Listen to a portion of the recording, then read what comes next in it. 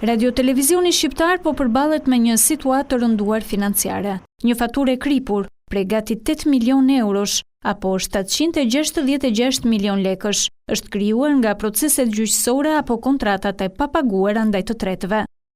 Shuma e ekspozimit ndaj detyrimeve gjyqësore për largime të padrejta të punonjësve sipas vendimeve të gjykatës arrin në 228 milion lekë, që lidhen me 84 çështje gjyqësore. Një pjesë të cilave është rikulduar, ndërsa pjesa tjetër viron të jetë në proces.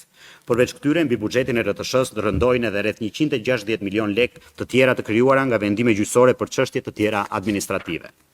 Një tjetër barë financiare e konsiderueshme janë pagesat e prapambetura që kapin shifrën prej rreth 378 milion lekë. Pagesat e prapambetura vunë në pikpyetje edhe marrëdhëniet me kontraktor të rëndësishëm ndërkombëtar. Erdhën me postë dhe na erdhën me alert, na thanë që nëse ju nuk bëni këto pagesa kaq shumë të prapambetura dhe me kaq shumë thirrje, rrezikoni humbjen e të drejtave televizive, humbjen e të drejtave sportive të transmetimit dhe sigurisht edhe pjesëmarrjen në Eurovision. Kemi filluar në gusht të paguajmë kësat e borxheve, të cilat përfundojnë në mos gabojnë në fund të nëntorit.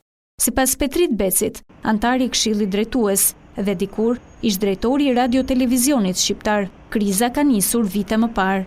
Kriza ka filluar nga viti 2021 këtej. Një nga problemet kryesore që hasun është që në ato 150 persona të larguar nga puna punonjës, peshën specifike e mbajnë ata që kanë qenë profesionistë mirëfill, që largimi tyre ka sjell krizën.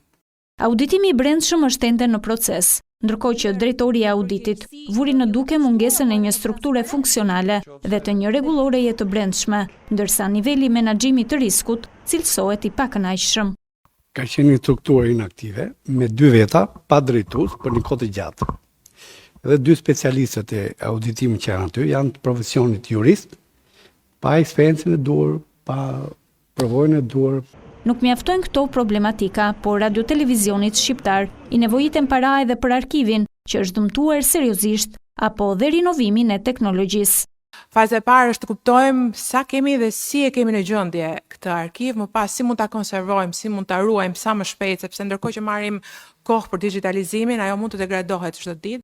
Këtë herë, pozita dhe opozita nuk kishin dallime përballë gjendjes katastrofike ku ndodhet Radio Televizioni Shqiptar. Pavarësisht se këpalët bëjnë përgjegjes për situatën, ato ishin dakord se institucioni ka nevojë për një reformë të thellë.